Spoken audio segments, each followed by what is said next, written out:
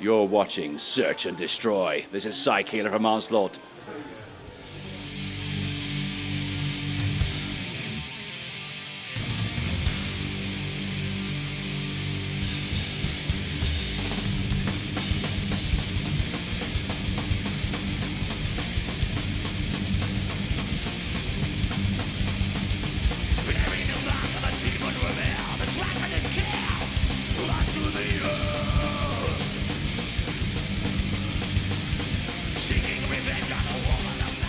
Well, to be honest, I don't really know much about it. I'm aware we have a few fans here, even back in the 80s, when in the days before email, we used to get lots of letters from Mexico.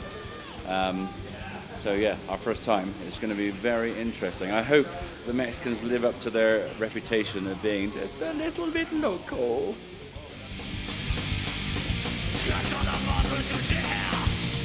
To fight with the beast.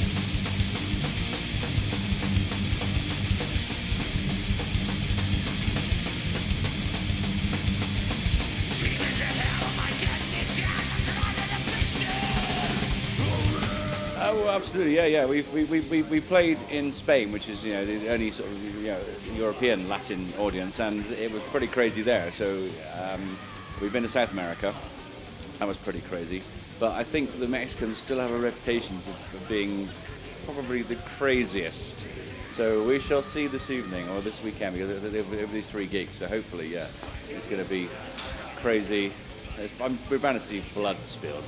It's going to be great.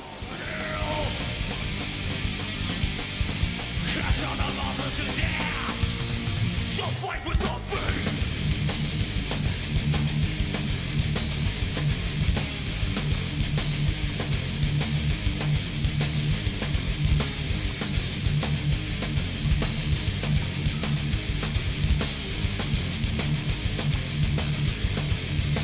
It was produced, mixed by Jacob HANSEN in Denmark, great Danish producer. It's 8 songs, 45 minutes, and every band says this when you write and record a new album. Every band says, or hopefully every band would say, it's the best album you've ever done. And this, I can honestly, faithfully say, this is the best album Onslaught ever done. It's fantastic.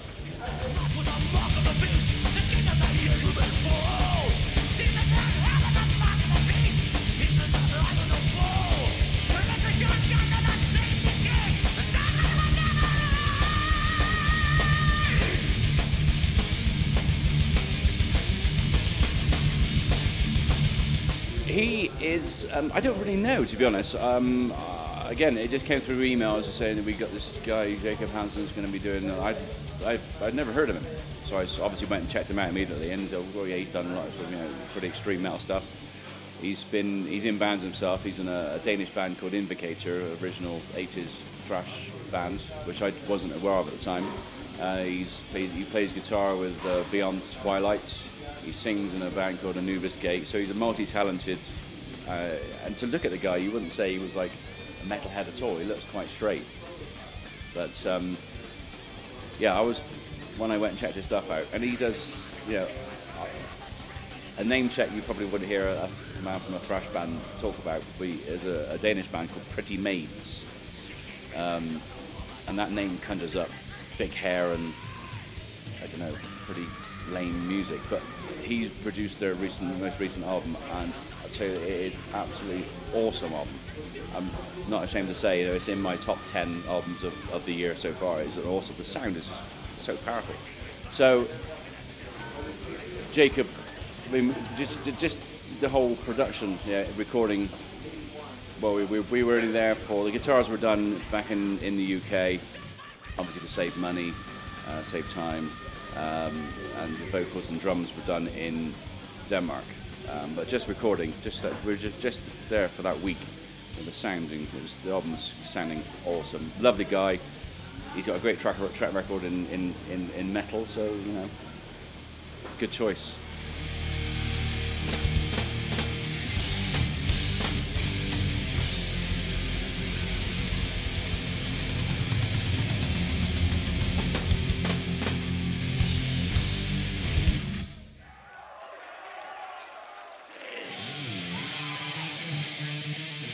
Killing Peace was put together in a bit of a rush, really. We took a while to find our feet again after the reformation. The songs we were writing initially weren't really working that well, and then I think one day Nige came up with the title track, Killing Peace, and that was it. We went back and rewrote everything that we'd done prior to that, and everything after that was the direction Onslaught, where we found our feet again, basically. So, but despite that, the album was a little bit rushed.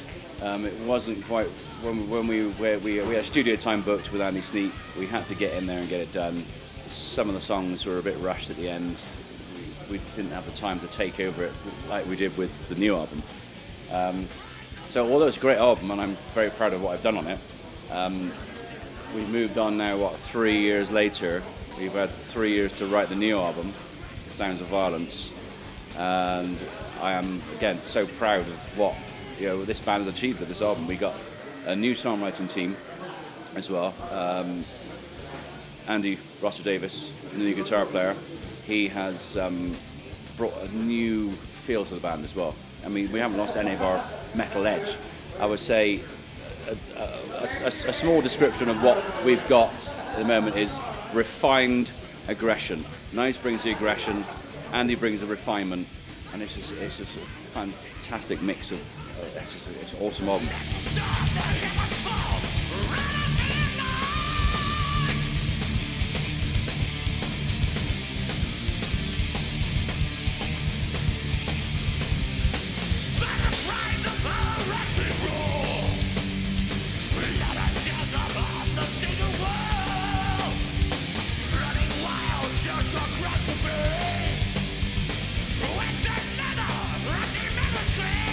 In the 80s, yeah. I mean, I would think, thrashing in the 80s was crazy. I mean, there were no restrictions. Nowadays, in the UK and in pretty much all of Europe, you have restrictions as far as the crowds go. Crowds can't surf. They can't, they can't mosh. They can't any sort of violent dancing. And the bouncers the security are straight in there to stop everything. So these days it's all pretty tame, It's not as exciting as it was in the 80s. In the 80s, it was there was blood at every gig. There was bruises. There were broken bones. Much like it's going to be, I think now, stepping into the sort of Latin countries and South America is very much what it was like in the UK in the 80s. So yeah, there will be broken bones and blood and.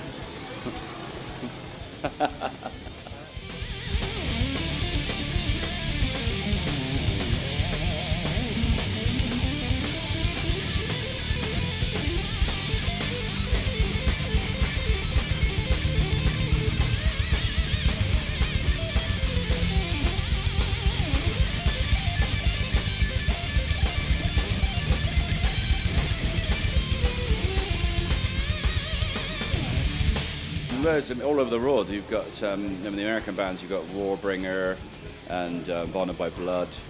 In the UK, we've got Evil, Gamma Bomb, many other young bands. I get so many friend requests on Facebook and MySpace from other young bands. They all want to talk to the grandfathers of UK thrash. But yes, it's a very exciting time. Very exciting time for the whole thrash scene. And I think the young bands have certainly helped us, sort of get noticed again, because it's incredible, really, now the number of people, many people have never even now heard of Onslaught. They've heard of all these new thrash bands. We played a big festival in the UK 3 weeks ago, Bloodstock, and there were a couple of young thrash bands there, and just going on the forums, people saying, "Oh yeah, I look forward to seeing Evil." I've never heard of Onslaught. And then the people are obviously replying and saying, well, these are like the fathers of the whole thrash scene, So, and we had a fantastic crowd there. It was, that was a great day. But the whole thrash scene is great.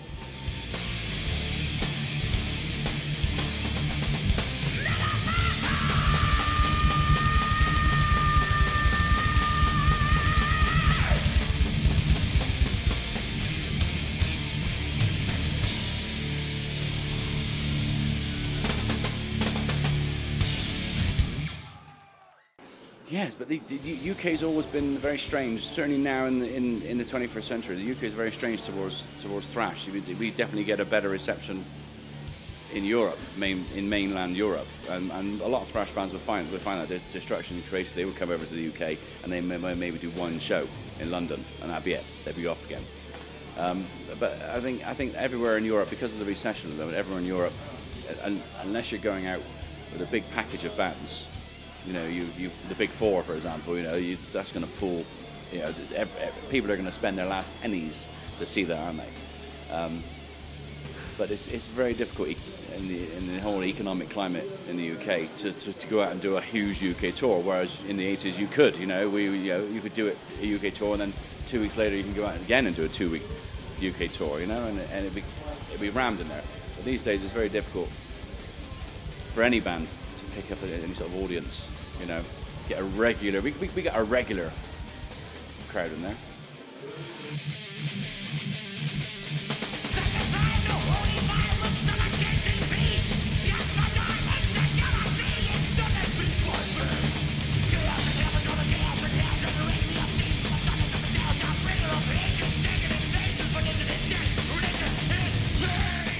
This is not my first time in Mexico. I came here on holiday quite a long time ago, but 15 years ago. Not here in Mexico City. I was up in the Yucatan doing the whole tourist thing. And personally, for me to be back in Mexico is awesome. The food, the beer, and the people. It's awesome to be here. And so I have a feeling it's going to be a good 3 dates, and we'll definitely be back, both here and in your home country. You're from Mexico, are you? But you broadcast us to Spain. And, right. So hi to all you Spaniards. We will be coming to Spain real soon. But certainly, yeah, here in Mexico, this is just awesome. And just listen, you know, you just take in the whole ambience of the place. You've got some Latin music playing in the background there, and the smells. It's not smell-o-vision, unfortunately, but the smells. I mean, you drove into the city last night, and it's just smell of food. As the Mexicans make good beer.